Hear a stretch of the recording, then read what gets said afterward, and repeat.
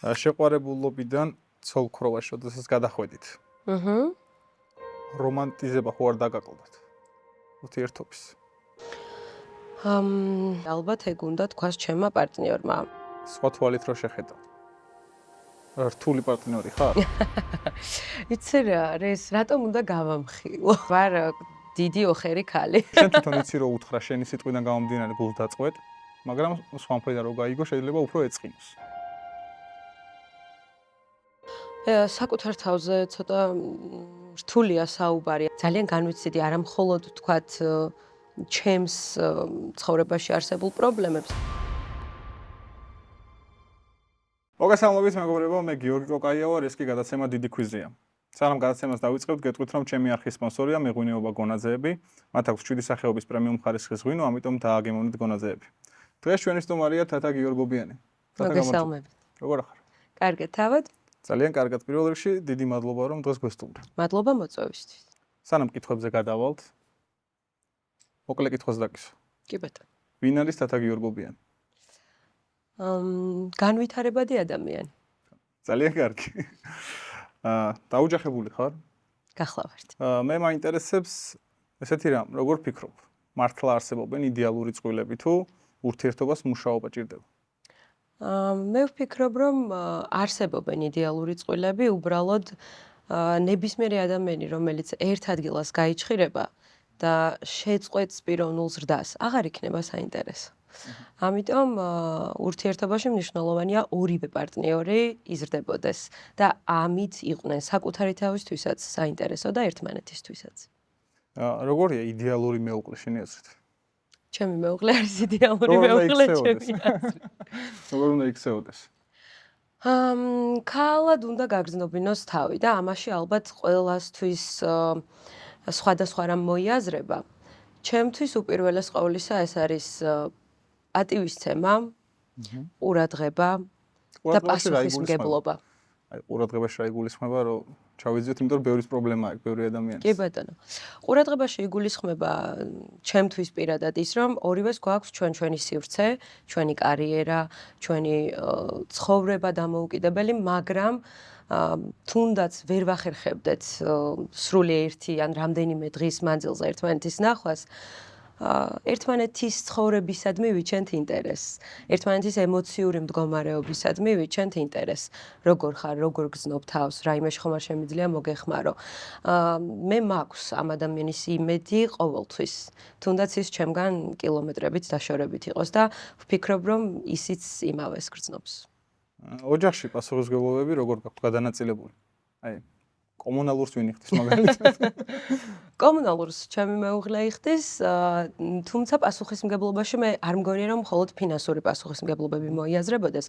პასუხისმგებლობა აქვს ქორწინებაში ზოგადად მაგალითად ის თუ ვინ გადაყრის ნაგავს ან კბილის ჩოთკს სად დააბინავებ ან დასრულ წინდას მოისვრი ოთახის შუაგულში თუ დადებდა. ძალიან ხშირად ადამიანები აი ამ წვრილმანებზე ჩხუბობენ, რომლის უკანაც სინამდვილეში იმალება პატივისცემის პრობლემა, კომუნიკაციის პრობლემა და აქედან გამომდინარე მე პასუხისმგებლობაში მოვიაზრებ სწორედ აი იმ ადამიანზე ყველა გაგებით ზრუნვას, იმას რომ იქნება ურთიერთობაში სირთულეები, კონფლიქტები, გაუგებრობები და ჩვენი პასუხისმგებლობა არის რომ კი არ გავიქცეთ არამედ დავსხდეთ და გამოვნახოთ გამოსავალი კონსენსუსს მივაღწიოთ. ადრე ხო იყო ქალბატონებში რომ რაღაც ბრას ინახავდნენ რა. ეგ ხო არასწორია. ხო უნდა ვისაუბროთ ბევრი თუ როგორ არის? აუცილებლად. მაშინ ფსიქოლოგიც ხარ, შეგიძლია გაშალო ეგ თემა. ვარ სოციალური ფსიქოლოგიის მაგისტრი და ვაგრძელებ სწავლას ფსიქოთერაპიის მიმართულებით, ინტეგრირებული ფსიქოთერაპიის მიმართულებით, ევროპული აკრედიტაციის მქონე სასწავლებელში, მენტალური ჯანმრთელობისა და ინტეგრირებული ფსიქოთერაპიის საერთაშორისო აკადემიაში. ვარ ამაყი ძალიან ჩემი მიღწევებით, იმიტომ რომ საკმაოდ რთულია ერთ პროფესიაში აეწყო და შემდეგ მეორეც დაძრა. და იქედან გამომდინარე ერთმანეთისგან ორი. სხვათა შორის არ განსხვავდება, იმიტომ რომ ორივე ემსახურება ადამიანთა ბედნიერებას. მე აი ეს საერთო კვეთა შენ ესე უყურე. დავინახე, კი, ნამდვილად. ცხადია სპეციფიკა და ტექნიკები და მუშაობის მიმართულებები განსხვავდება, თუმცა მიზანი ალბათ მაინც ადამიანთა ბედნიერება. აქედან გამომდინარე, ვაძლევ თავს ხოლმე უფლებას, რომ აი ესეთი რაღაცა პატარ-პატარა რჩევებიც მივცე მაყურებელს, ჩემს გამომწერებს და აი ეს ბოლო საკითხი, რასაც შევეხეთ, პასუხისმგებლობებზე მკითხე, ხო? ფიქრობ, რომ ყველაზე მნიშვნელოვანი არის ჯანსაღი კომუნიკაცია. ეს არის ორივე ადამიანის ვალდებულება, რომ ჩვენ დავსხდეთ და ჩვენი ემოციური საჭიროებები კულტურულად ზრდილობიანად გამოვხატოთ. არის, რა თქმა უნდა, შემთხვევები, როდესაც უბრალოდ ადამიანს აღარ უღირს მეორე მხარის მოსმენა ან ამისი სურვილი საერთოდ ეკარგება და ამ შემთხვევაში, რა თქმა უნდა, ჯობია დისტანცირება, ისევ ორივეს მენტალური ჯანმრთელობისთვის. დისტანცირებაში რას გულისხმობ? თუნდაც დაშორება, თუნდაც დროებით შესვენება, 1000-ნაირი გამოსავალი შეიძლება იყოს. მე არ მიყვარს, როდესაც ადამიანები ჩარჩოში სხდებიან და არ ფიქრობენ რაღაც არასტანდარტული მიმართულებით, იმიტომ რომ ადამიანი ეს უპირველეს ყოვლისა არის შემოქმედებითი არსება და იმდენი გამოსავალი შეუძლია იპოვოს, რამდენიც მის ფანტაზიაში მოვა. აი, ცოლ-ქმრის შორის დისტანცირება როგორ შეიძლება რომ მოხდეს რთულად ჟღერში? შეიძლება დაისვენონ ცალ-ცალკე ცოტა ხნით. დისტანცირება არის გარკვეულწილად ისიც, როდესაც საკუთარ კარიერაზე ხარ გადართული და ფიზიკურად ვერ ახერხებ, რომ ადამიანთან ძალიან ხშირად იყო. თუმცა დისტანცირება უკვე როდესაც ხდება დიდი დროით, რა თქმა უნდა, იქ საბოლოოდ მაინც დაშლისკენ მიდის ურთიერთობა. მე ყოველთვის ვამჯობინებ, რომ რა თქმა უნდა, ისაუბრონ. და ბრაზზე იყო საუბარი, ხო? ნეგატიური ემოციები, ეს უკვე დამტკიც და სამეცნიერო მტკიცებულებები არსებობს ამისი, იწვევს დაავადებებს. ბრაზი, სევდა, შიში, ზიზღი, რომელსაც ჩვენ ვატარებთ გულით, აუცილებლად ხელში გაიტყორცნება როგორც დაავადებები. ჩვენი ბიოლოგიიდან გამომდინარე. ამიტომ აუცილებლად უნდა გამოვხატოთ კულტურულ ნორმებში ჩვენი მოთხოვნილებები, ჩვენი საჭიროებები. ვფიქრობ, რომ ადამიანთა მთავარი პრობლემა ურთიერთობებში ზუსტად ეგ არის, რომ მიზანი შეიძლება ჰქონდეთ სწორი, მაგრამ ფორმა აქვთ არასწორი. გამოცემის, ხო? კი. როგორ ფიქრობ, უნდა არსებობდეს პატარ-პატარა საიდუმლოებები ქორწინებაში, თუ აბსოლუტურად გულწრფელები უნდა ვიყოთ ერთმანეთის მიმართ? ძალიან ინდივიდუალურია. როდესაც იცი, ხო. შენს მეორე ნახევარს ეწყინება, როგორ ვიღაც ადამიანმა კომპლიმენტი გითხრას, სიტყვად მაგალითს ვამბობ.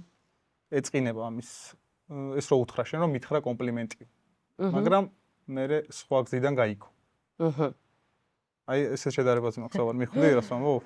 ხო, გასაგებია. ანუ შენ თვითონ იცი რომ უთხრა შენი სიტყვიდან გამომდინარე გულს დაწყვეტ, მაგრამ სხვა მხრიდან რო გაიგო, შეიძლება უფრო ეწყინოს. აი, ამ შემთხვევაში მე ვფიქრობ, რომ ყველაზე სწორი გამოსავალი ისევ და ისევ არის ურთიერთობის დასაწყისიდანვე იმის შეთანხმება თუ რა არის ტყუილი. იმიტომ რომ შემდეგ გზადაგზა სიურპრიზების აღმოჩენა არის ხოლმე რთული. პირადად ჩემ შემთხვევაში მაგალითად ჩემს მეუღლეს უხარია, როდესაც კომპლიმენტებს მეუბნებიან. რა თქმა უნდა, სწორი ფორმით, მისაღები ფორმით და პირიქით, მას ეს ეამაყება.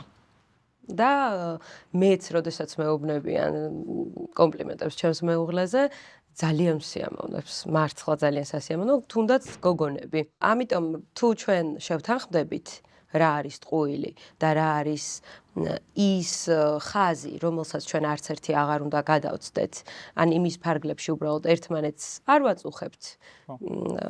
ყველაფერი კარგად იქნება. გასაგებია, რომ ყველა დეტალი შეიძლება ვერ შეათანხმო, მაგრამ ღირებულებით ხო ხვდები დაახლოებით ადამიანი სად არის.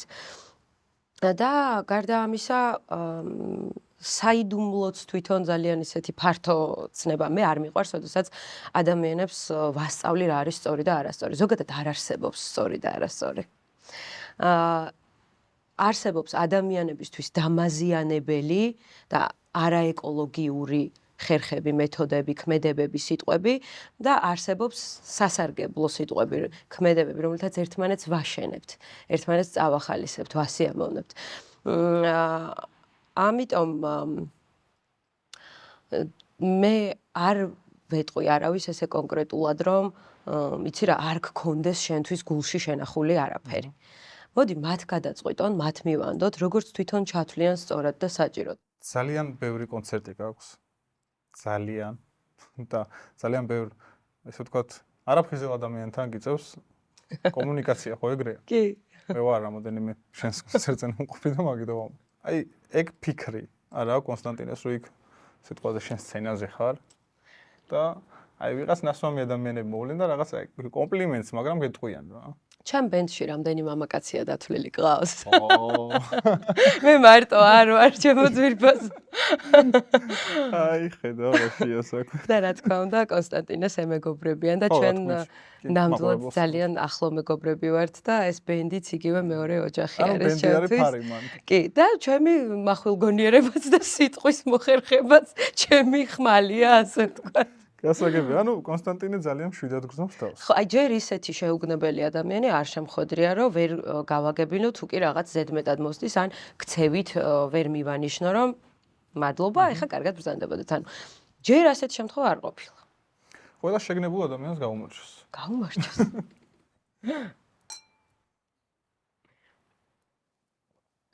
ხო, კომფორტულია გადაცემაში, რომ შეიძლება ალკოჰოლის მიღება. მე მიყვარს წითელი ღვინო ძალიან. ოღონდ ის ერთი ბაკალი ყველთან ერთად და საინტერესო საუბარი უხდება ამ ყველაფერსთან. ეს ფორმატია უბრალოდ ყველი არ გვაქვს. დღეს. გეპატიებ. ამჯერად. შემდეგ მოწვევაზე უკვე უნდა დამახ. კონსტანტინესთან ერთად როდესაც მოხვალ დაგახსოვდრებ, არ არის პრობლემა. რაიმე ოჯახური ტრადიცია თუ გაქვთ? პირველი რაც მახსენდება არის აღნიშნავთ ხოლმე ჩვენი გაცნობის დღეს. ყოველ გაცნობა თუ საიდუმლო არა, ბევრჯერ გექნება სავარაუდოდ. ხო, ძალიან. არა, თუ კი, მაქვს რამდენიმე ადგილას მაქვს მოყოლილი, მაგრამ კიდევ მოყვები დიდი სიამოვნებით არ არის პრობლემა. ჩვენ მე დამიკავშირდა ბაბი და მითხრა, რომ ერთ ახალგაზრდასო უნდაო შენთანო სარეკლამო კონტაქტის სამყარებაო და მივცე შენი ნომერი თუ არაო და ну პირველი რაც ვკითხე ეს არის რომ რამდენად ადეკვატური ადამიანია, იმიტომ რომ თუ რაღაცა სხვა მიზნები აქვს და არიან ხოლმე შემაწუხებელები, მოდი არ გვინდა. არა, ძალიან კარგი ბიჭი არისო, მივცემ ნომერსო და თქვენ გაისაუბრეთ შეთანხმდითო. და როდესაც შევხვდი, აღმოჩნდა რომ აბსოლუტურად სხვა მიზნები ამოძრავებდა, მაგრამ იმდენად კულტურულად, იმდენად დახვეწილად მოიქცა და ისაუბრა, რომ მეც რაღა დაგიმალოძა. სიმპათიები. ანუ ბაბი მიცოდა თავიდან როგორც ჩანს? არა, მასაც ეგონა, რომ ჩვენ საქმიანი შეხვედრა გქონდა. მეც ასე მეგონა. ხო, თავიდან ასე მეგონა.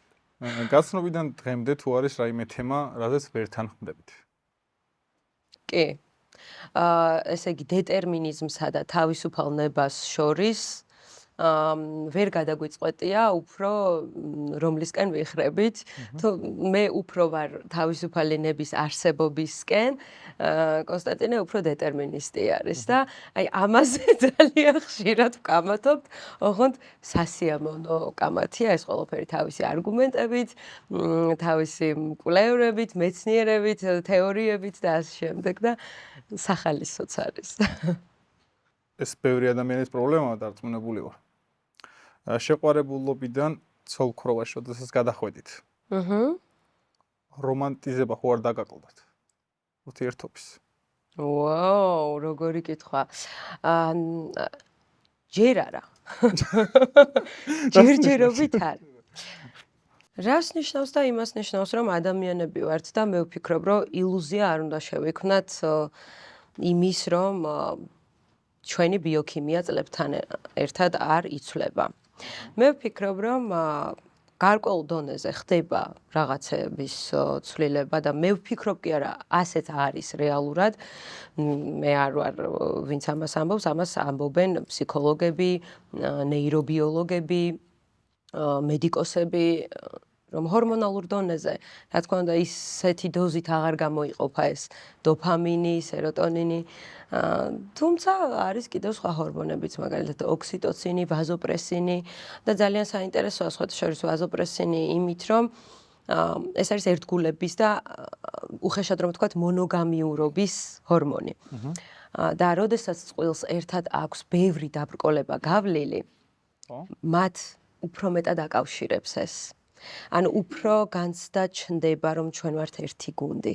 ჩვენ ერთად გადავლახავთ ყველაფერს, მთებს გადავდგავთ. თუმცა ცხადია ვნება თანდათან ნელდება. შეიძლება ისე არა რომ ბოლომდე გაქრეს, მაგრამ მე პირადად ამის ილუზია არ მაქვს, რომ სულ ისე ვიქნებით, როგორც დასაწყისში და ვფიქრობ, რომ რაც უფრო მალე შეეგუებიან ადამიანები ამას და მიხვდებიან, რომ შრომა სჭირდება ურთიერთობას, მუდმივი განვითარება სჭირდება ურთიერთობას და პიროვნული საინტერესოობა სჭირდება უპირველეს ყოვლისა, მით უფრო მალე იმუშავებს უფრო კარგად ოჯახის ინსტიტუტი. თუმცა ურთიერთობებში გარანტიები არ არსებობს, მე ეს ბევრ ინტერვიუში მაქვს ნათქვამი და ყოველთვის ესე ხალხის გარკვეულ ნაწილს აღეზიანებს და ისე იგებენ ხოლმე, თითქოს მე რაღაც ოჯახის ინსტიტუტს ვებრძვი. არა, მეგობრებო, ეს ასე ნამდვილად არ არის.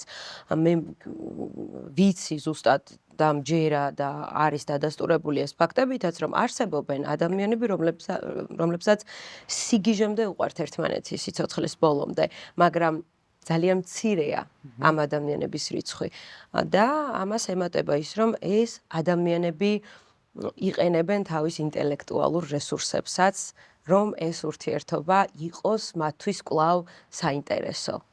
საბოლოო ჯამში ყველაფერი დადის იქამდე, რამდენად გიღირს ადამიანთან დარჩენა და მისი შენარჩუნება. შენი აზრით, აი, სხვა თვალით რო შეხედო. რთული პარტნიორი ხარ? საკუთარ თავზე ცოტა რთულია საუბარი, ალბათ ეგ უნდა თქვას ჩემმა პარტნიორმა. მე თუ მკითხავ, არა. მე ვფიქრობ, რომ ძალიან კომფორტული პარტნიორი ვარ, ძალიან თბილი, მზრუნველი, ხანდახან ჩემი კარიერის გამო ვაკლებ ალბათ ყურადღებას, თუმცა ესმის იმ ადამიანს ეს ყველაფერი. ანუ შენ ფსიქოლოგიურ ხრიკებს იყენებ ხოლმე? კეთილად. არანაკლები ფსიქოლოგიური ხრიკების მცოდნე არის, ხოთა შორის კონსტანტინე მინდა გითხრა.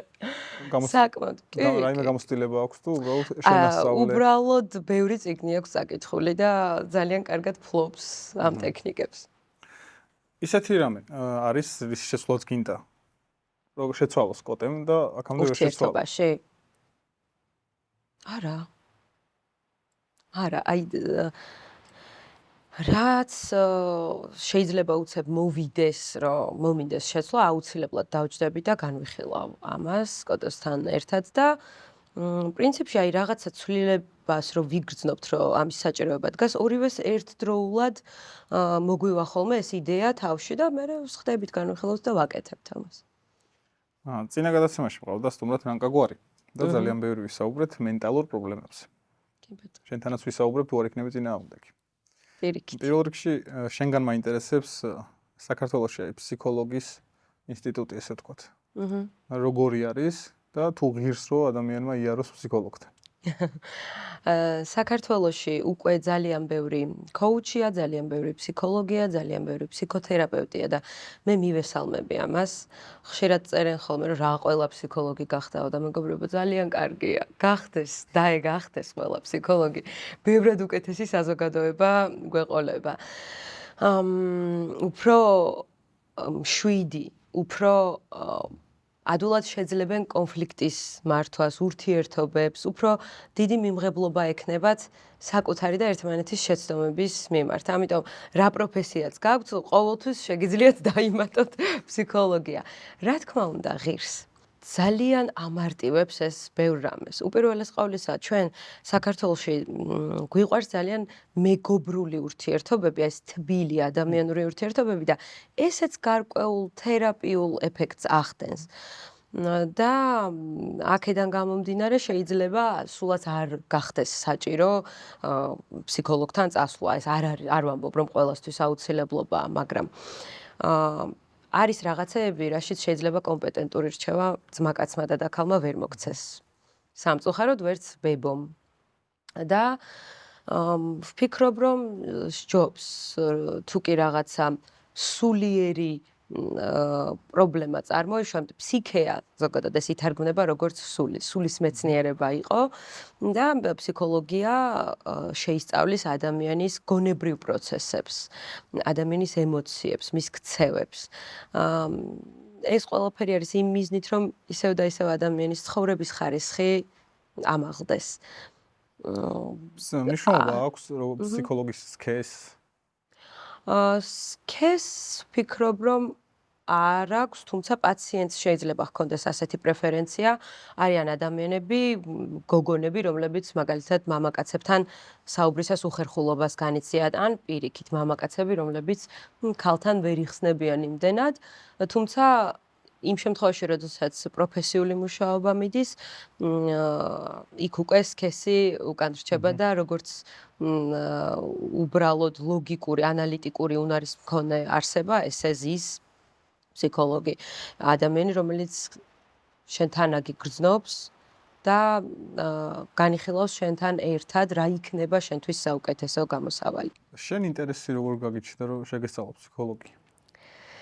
ინტერესი გამიჩნდა საკუთარი პრობლემებიდან, რაღა დაგიმალო და პრობლემებიდან თუ არ მე არის მქონდა ემოციური რეგულირების პრობლემა, ძალიან ემოციური და მგრძნობიარე ადამიანი ვარ, მაგრამ უფრო მეტად ვიყავი და ყველაფერი მიმქონდა გულთან ახლოს.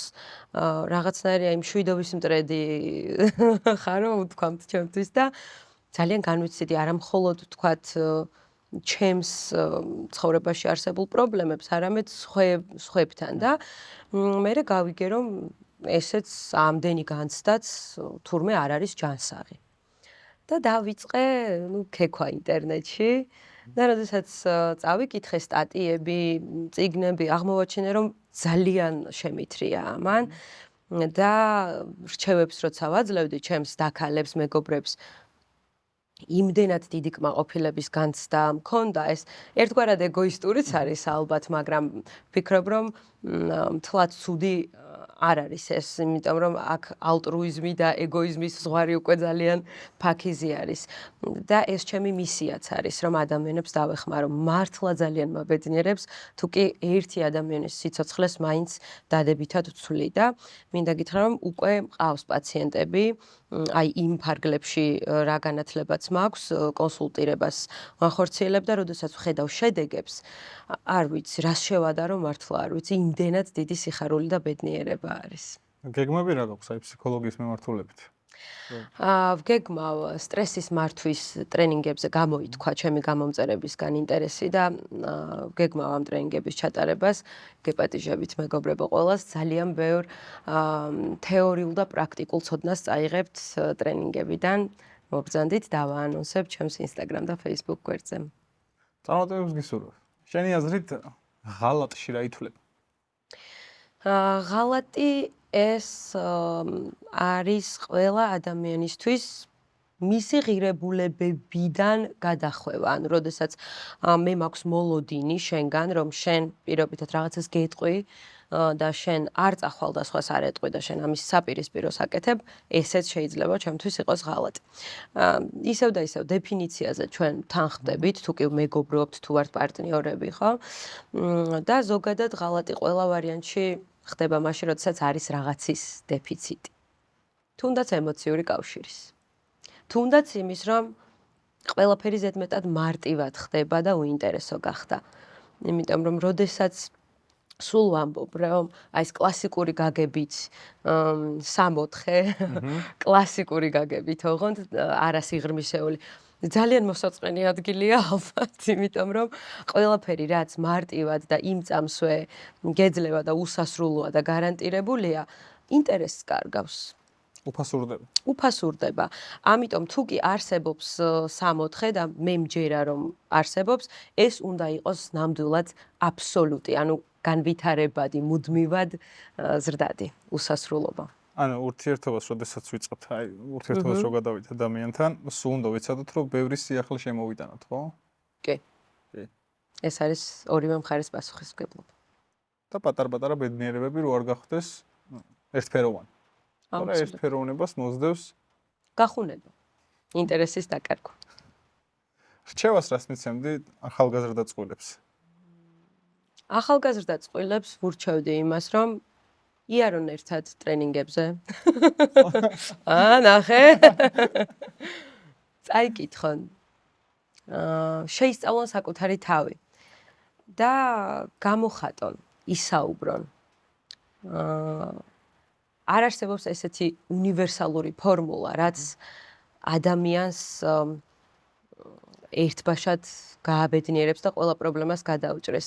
თუ კი რაიმეს შეიძლება დაერქვას, ეს არის მისივე უნარების განვითარება, იმიტომ რომ ერთადერთი ადამიანი, რომელიც გარანტირებულად სიცოცხლის ბოლომდე შენთან იქნება და შენს მოგზაურობას, შენი განცდებით, შენი თვალით გაივლის ხარ შენ. ამიტომ რაც უფრო მეტად გახდები საინტერესო, ჭკვიანი, მიხვედრილი და ან გააფართოვებ შენი ხედვის ჩარჩოს და უნარებს, ისევ და ისევ შენს ბედნიერებას წაადგება. და რა თქმა უნდა, კიდევ კომპრომისებით და მიმღებლობაც აუცილებელია. ამის გარეშე, იმიტომ რომ ჩვენ ადამიანი არ არის სრულყოფილი არსება, არც ერთი. და ეს შეცდომები შეიძლება სადღაც ლამაზიც კი იყოს და ადამიანურია, მოდი ასე ვიტყვი. და როდესაც აი ეს შეცდომები ხდება და შემდეგ ადამიანი ხვდება და სწავლობს. იმიტომ რომ არის ორი კატეგორია ადამიანები, რომლებიც წრეზე იმეორებენ ერთსა და იმავეს და არიან ადამიანები, რომლებიც შეცდომებიდან სწავლობენ. და სწორედ ეს მეორე კატეგორია არის ის, ვინც ვითარდება. უშეცდომო არ არსებობს. ამიტომ შეცდომების დაშვების უფლება მივცეთ ერთმანეთს. თათა, იუნგის რომელ ფსიქოლოგიურ არქეტიპს მიეკუთვნება კონსტანტინე? იცი რა, რატომ უნდა გავამხილო? თუმცა იუნგის დაყოფა ისე იყო, რომ ყველა არის, ანუ ადამიანში არის გმირიც, არის ჩრდილიც, მაგრამ მე მაინც არ დავასახელებ, რომ ვინმე არ გამოიყენოს ჩემი მეუღლის სუსტი მხარეები, თუმცა ასეთი არ აქვს. და შენ თავზე როგორ იცი? საკმაოდ ძლიერი ადამიანი. ანუ მე ვფიქრობ, რომ არქეტიპებში შენ უფრო გულისხმობ შემდეგ რაც განვითარდა და აი რო დაყვეს ზევსი, აფროდიტა და ესე სხვადასხვა მითიურ პერსონაჟებად. მე მაქედან ვარ გრძნეული და მეორე ადგილას ყავს ქურუმი და ეს რას ნიშნავს, რომ ვარ დიდი ოხერი ქალი. ანუ ავკარგიან ქალს ეძახიან ამას, რომელსაც შეუძლია რომ იყოს ესეთი ძალიან მზრუნველი, მიმტევებელი, ძალიან საყვარელი და თბილიც, მაგრამ საჭიროების შემთხვევაში პატარა კლანჭების გამოყოფაც შეუძლია. ეს ერთი შეხედვით ამშნო ხოლმე ადამიანებს? ჯერ არ ყოფილა შემთხვევა, რომ ჩემი პირველი შთაბეჭდილება მცდარი ყოფილიყო ადამიანზე. უბრალოდ ჩემი დამოკიდებულებით არ უნდა იმსჯელო, იმიტომ რომ მე მაინც შეიძლება ვუღიმოდე ადამიანს. და შენი აზრით მე რომელი ვიქნებოდი იუნგის ამ არქეტიპების მიხედვით რა? ჩემი აზრით შენ ახლა გადიხარ გმირის გზას. და ძალიან დიდი წარმატებები გელოდება წინ, იმიტომ რომ გაქვს ძალიან კარგი pattern recognition, არ ვიცი როგორ გადმოვთარგმნო ქართულად, ბოდიში. ეს ახალი ბოდიში კოჩაჩეტყოები დაგვემართა. pattern არის სტრუქტურის ამოცნობის უნარი, გაქვს ძალიან კარგი. ზოგი ინტუიციას დაარქმევდა ამას, თუმცა ამაში არის ლოგიკური ნაწილიც და მე ზუსტად ვიცი, რომ შენ აი ამ შენი უნარებით გადაევლი ძალიან ბევრ დაბრკოლებასაც და დიდ სიმაღლეებს მიაღწევ. დიდი მადლობა, ძალიან კარგი იყო. ძალიან კარგი მოსასმენი იყო, თან ფსიქოლოგის. ბოლოში რო გავიდეთ. მე მაინტერესებს შენი ტოპ 5 წიგნი. და რო ჩამოვთვალოთ და დავიწყოთ მეხუთე ადგილით. მეხუთე ადგილზე რომელ წიგნს გაიყვანთ? მოდი მაშინ ისევ ფსიქოლოგიის მიმართულებით წავიყვან. პირველი რაც და მწერენ ხშირად, რომ აი რა წავიკითხო, საიდან დავიწყო. ელიოტ არონსონის სოციალური ცხოველი. ძალიან საინტერესო და სასიამოვნო წიგნია. იქ არის გამახვილებული უფრო აი სოციუმის და ადამიანის ინდივიდის ურთიერთქმედებაზე, ჯგუფში თავის დამკვიდრებაზე, სხვადასხვა სოციალურ გავლენაზე. ძალიან საინტერესო არის Thinking Fast and Slow, ანუ იფიქრე ჩქარა, იფიქრე ნელა, დენიელ კანემანის, სადაც ადგილზე გაყავს. თან თulit ხო იცი, მან უკვე ადგილებში ცოტა ვირევი, რომელიცად გავიყვანო, მაგრამ ყველა მნიშვნელოვანი, ანუ ყველაზე მსუბუქი ალბათ მაინც არონსონი არის. ასევე ძალიან კარგი წასაკითხია The Body Keeps the Score. ანუ ეს არის ჩვენი სხეული როგორ რეაგირებს ტრავმებზე და ამის ფსიქოლოგიურ გადააზრებაზე და დამუშავებაზე. ძალიან საინტერესო არის აგრეთვე Man's Search for Meaning, ვიქტორ ფრანკლის, ანუ ადამიანი ეძებს საზრის, ასე ვთქვათ, ეს არის უფრო ეგზისტენციალური, აი ვინ ვარ, რატომ ვარ, რისთვის დავიბადე, რა არის ცხოვრების მთავარი აზრი, აი ასეთ თემებს ეხება. წაიკითხე და გაიგებ. არა, წავიკითხავ აუცილებლად, მაინტერესებს და მე მგონია, რომ ცხოვრების სხვადასხვა ეტაპზე გაქვს სხვადასხვა პასუხები. ბუდიზმი ხსნის ძალიან კარგად მაგას. რას ხსნის ბუდიზმი, არ ვიცი. ვინ ხარ? აჰა, და როგორ, ანუ სწორი შეხედულება აშენ. მე თუ მკითხავ, ვინ არის ადამიანი? გეტყვი, რომ ის ნებელობა, რომელიც არის ახლა და აქ. კი ბატონო. არ ვიცი ვინ როგორ გაიგებს ამას, მაგრამ ეს რო გავშალოთ ძალიან ვრცელი თემაა ალბათ. თუმცა ჩვენ ბევრ რამესთან ვაიგივებთ თავს. მაგალითად, მე ვარ ქალი, ქრისტიანი, მომღერალი, ფსიქოლოგი, ამა და ამდენი წლის, აქ და აქ ვცხოვრობ, ეროვნებით ვარ ქართველი და ასე შემდეგ. სოციალური როლების მიხედვით, ხო? და ბევრი კრიტერიუმის მიხედვით. თუმცა ნებისმიერი აი ეს შეიძლება ადამიანს ჩამოაშორო და მაინც იქნება ცოცხალი და ფუნქციონირებადი არსება, ხო? და ვინ არის ის, ვინც აღიქვამს, კარგად რომ დაუკვირდე, ან ახორციელებს ფიქრს, აძლევს ემოციას, განხორციელების საშუალებას, აი იქ სიღრმეში, ვინც ზის ჩუმად და იყურება.